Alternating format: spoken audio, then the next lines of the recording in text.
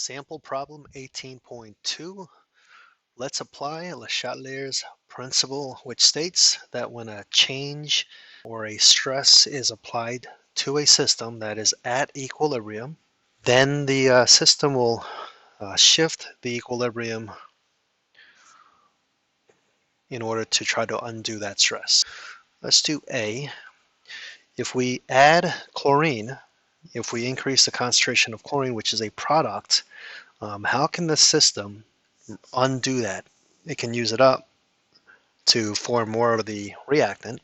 So the answer to part A is equilibrium shifts to the left, or it'll favor the production of more reactant, you could say. All right, B, pressure is increased. So these are all gases. If they weren't gases, you would disregard those substances if they were liquids or solids. So these gas particles, which side do we have more molecules of gases? Let's see if this is balanced. It is balanced, so coefficients here are 1, 1, and 1. So on the reactant side, there is 1 mole of gas, or 1 molecule of gas, you can interpret it as. And on the product side, there are 2 moles, or 2 molecules of gases.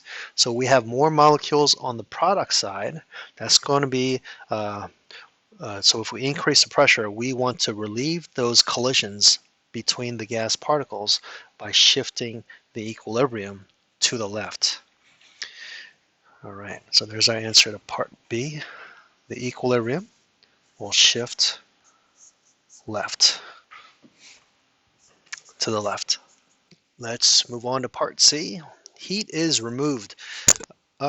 So this is an endothermic reaction. This is a decomp reaction, oftentimes requires heat. So oftentimes we just write it like that, right? Anyway, writing heat as a reactant, if it's an endothermic reaction, so this is endothermic, or writing heat as a product, if it's an exothermic reaction. Doing so will help you answer these Le Chatelier's principle questions. All right, so this is an endothermic reaction. It's heat is written on the reactant side.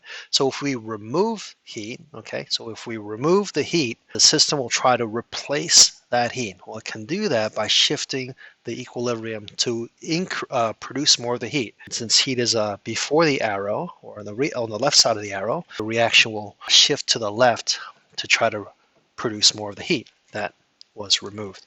All right, so the equilibrium will shift to the left.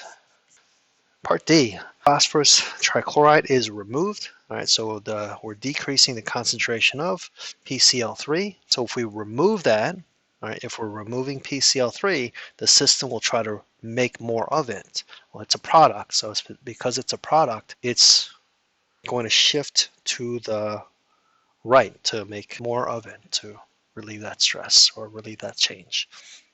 Equilibrium will shift to the right, or in other words, it will favor the production of the products.